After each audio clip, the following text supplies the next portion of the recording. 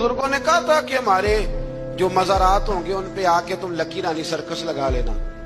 कहा किसी बुजुर्ग ने वहां आके मेले ठेले करना। बल्कि हमारे एक बड़े मोहतमिर आलिम है, उन्होंने एक बात सुनाई, वो मेरे दिल में बैठ गई। कहने लगे कि एक बहुत बड़े आलिम थे, तो उनका शागिर्द किसी आस्थाने पे मुरीद था।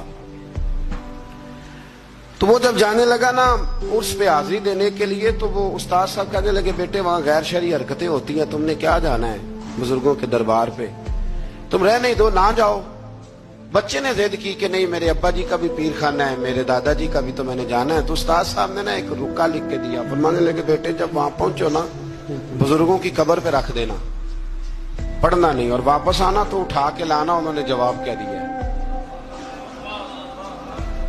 वो नौजवान कहता है कि मैं ना वो रुका लेके गया, अभी मैं रास्ते में ही था कि एक बाबा जी ना बड़े नौरानी चेहरे वाले दरख्त के नीचे बैठे हुए थे। तो मैं तो अपनी मस्ती में गुजर रहा था, तो बुजुर्गों ने मेरा नाम लेके मुझे बुलाया, और मैंने जब उनकी तरफ तवज्जो की तो मेरा नाम ही नहीं, मेरे अब्बा जी का नाम भी बता दिया उन्होंने। कहते मुझे कहने लगे, इधर आ बेटे, पुत्र इधर आ। मैं करीब गया तो कहने लगे, वो रुका ला जो तेरे उस्ताद ने दिया है। कहते मैं रोब इतना तारी हुआ कि मैं बोल ही कोई ना सका, रुका मैंने बाबा जी को दे दिया। कहने लगे, पुत्र उर्स पे जा, फारग होके ना वापस जाना, तो रुका मुझसे ले जाना। कहते हैं मेरे पे और रोब तारी हुआ, उर्स क्या देखना था, मैं तो परेशानी में ही रहा। वापस आया तो बाबा जी थे, मैंने वो रुका लिया, तो जाके मैंने रुका उस्ताद जी को दिया। जब मेरे मुफ्ती साहब ने वो रुका पढ़ा तो उन पर इतना सहर तारी हुआ कि बेहोश ही हो गए।